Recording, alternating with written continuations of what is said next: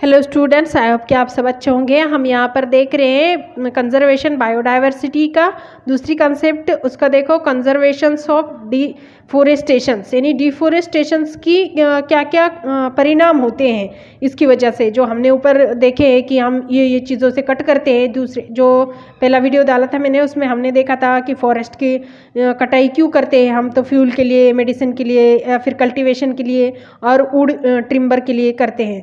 तो ये हमने देखा था। तो इसके कंक्लूजन क्या होता है, इसकी वजह से क्या परिणाम होते हैं, ये आज हम यहाँ पर देख रहे हैं। तो देखो, deforestation is the root cause of several problems. तो क्या करना पड़ रहा है डिफोरेस्टेशन की वजह से हमको, बहुत सारे ऐसे जो रूट्स के यानी सेवरल प्रॉब्लम्स। तो यहाँ पर अलग अलग प्रॉब्लम्स हम यहाँ पर देखेंगे कि क्या प्रॉब्लम्स है।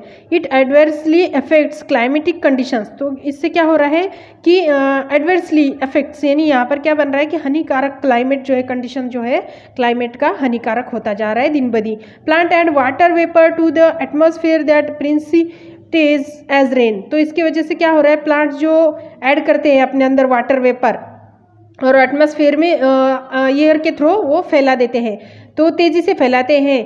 प्रीसिपिटेट्स, यानी तेज़ी से फैलाते हैं आज रेन, और रेन यहाँ पर जो बारिश होती है तो किसकी वजह से, प्लांट्स की वजह से। Hence deforestation. तो क्या अगर इसको कट कर दें तो इससे क्या होता है, responsible for the greatly decreasing rainfall in our the world. तो इसी की वजह से अगर हम रेन फॉरेस्ट को, ये फॉरेस्ट को कट करेंगे तो डिक्रीज कर देंगे, तो क्या हो जाएगा, यहाँ पर रेनफॉल जो है डिक्रीज हो जाएगा, यानी पानी यहाँ पर कम गिरेगा ग्रेटली, यानी बहुत कम पानी गिर सकता है रेनफॉल ओवर द वर्ल्ड, यानी इस दुनिया में जो है पानी हमको कम मिलता है। किसकी वजह से, तो डिफोरेस्टेशन करने की वजह से। Water vapour release by plants and trees also play an important role in maintaining the climatic temperature. Those deforestations lead to increase in a temperature.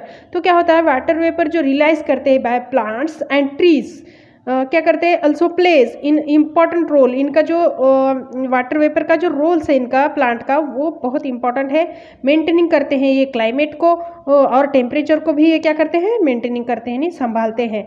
This deforestation leads to increase in a temperature. तो इसकी वजह से हमको क्या होता है, deforestation की वजह से बहुत ज़्यादा मात्रा में टेम्परेचर जो है, तापमान यहाँ पर बढ़ रहा है।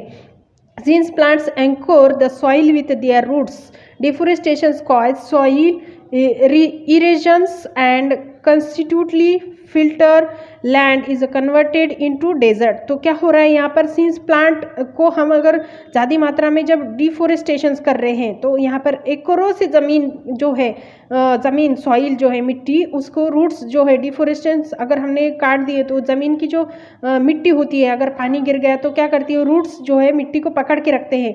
तो यहाँ पर जो है सॉइल, यहाँ पर अगर बारिश ज़्यादा आ गई और फॉरेस्ट कट हो गया तो वहाँ की जो ज़मीन है, जो वहाँ की जो मिट्टी है, वो कहीं और चली जाती है बाढ़ की वजह से। तो इसलिए हमें क्या करना चाहिए, इसको बचा के रखना चाहिए, फिल्ट्रेट करना चाहिए। लैंड कन्वर्ट इनटू डेजर्ट, इसीलिए हमारी जो ज़मीन है क्या हो रही है, डेजर्ट में कन्वर्ट हो रही है। This is also known as a desertifications, यानी इसको क्या बोला जाता है, मरुस्थलीकरण, यानी क्या आपको पता है कि this is also now as a deforestation से, यानी इसको मरुस्थल कहा जाता है। तो one of the most important roles that plant play for the environment is the maintenance of the oxygen and carbon dioxide balance in nature. Cutting of trees leads to an increase in carbon dioxide in the atmosphere, which is the main reasons for global warming. तो इसकी वजह से और क्या क्या problems हो सकती है, तो देखो यहाँ पर one of the most important roles इसका कौन सा है, प्लांट का प्ले करता है इन्वायरमेंट को, यानी इन्वायरमेंट के साथ वो जो है मेंटेन करता है, खेलता है, मेंटेन्स करता है, यानी उसका बैलेंस संभालता है, ऑक्सीजन एंड कार्बन डाइऑक्साइड को भी बैलेंस करता है इन नेचर के जैसे. और कटिंग ऑफ ट्रीज लीड्स, जो अगर हम ट्रीज को लीड मात्रा में, यानी ज़्यादा मात्रा में हम ट्रीज कट कर रहे हैं, इंक्रीज, तो क्या हो जाएगा यहाँ पर, कार्बन डाइऑक्साइड जो है इन द एटमॉस्फेयर में क्या हो जाएगा, which is the main reasons हो जाएगा फॉर ग्लोबल वार्मिंग के लिए. क्योंकि ग्लोबल वार्मिंग जो गर्मी यहाँ पर होगी सबसे ज़्यादा, ये ग्लोबल वार्मिंग तो कटिंग यानी ट्रीज के कट होने की वजह से यहाँ पर जो है एटमॉस्फेरिक में ग्लोबल वार्मिंग हो सकती है.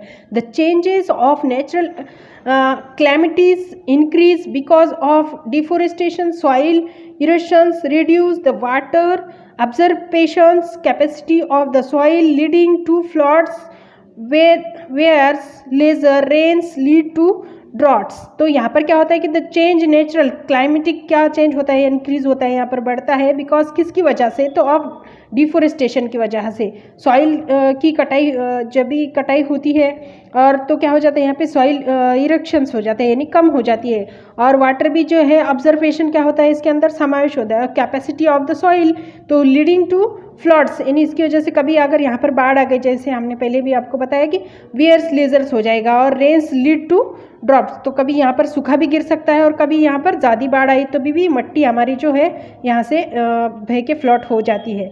और कभी यहाँ पर ज़्यादा कटाई हो गई अगर वनों की, तो इसकी वजह से क्या हो सकता है, ड्रॉट्स हो सकता है, यानी सूखा भी गिर सकता है। Destructions of forest result in many life from losing their shelter and food, तो इसके वजह से क्या हो जाएगा, विनाश हो जाएगा फॉरेस्ट का, यानी जंगलों का जो है डिस्ट्रक्शंस हो जाएगा, रिजल्ट इन मेनी लाइफ, इसकी वजह से बहुत सारी लाइफ, जो भी जीव जंतु है, जो भी जैव विविधता है, ये क्या हो जाएगी, लूजिंग देयर शेल्टर, यानी लूजिंग यानी नाश हो जाएगी, यहाँ पर पूरे कम हो जाएगी, उनकी जो जीवन जिंदगी है वो सब क्या हो जाएगी, खत्म हो सकती है। देयर शेल्टर एंड फूड, और हमको अनाज भी यहाँ से नहीं मिल सकता, इसके लिए हमको वनों की कटाई कम करनी चाहिए और उनके ऊपर थोड़ा सा डिफोरेस्टेशन नहीं करना चाहिए, उनको बचाना चाहिए, वहाँ तक उनका कंजर्वेशन करना चाहिए। Thank you for watching, subscribe to my channel.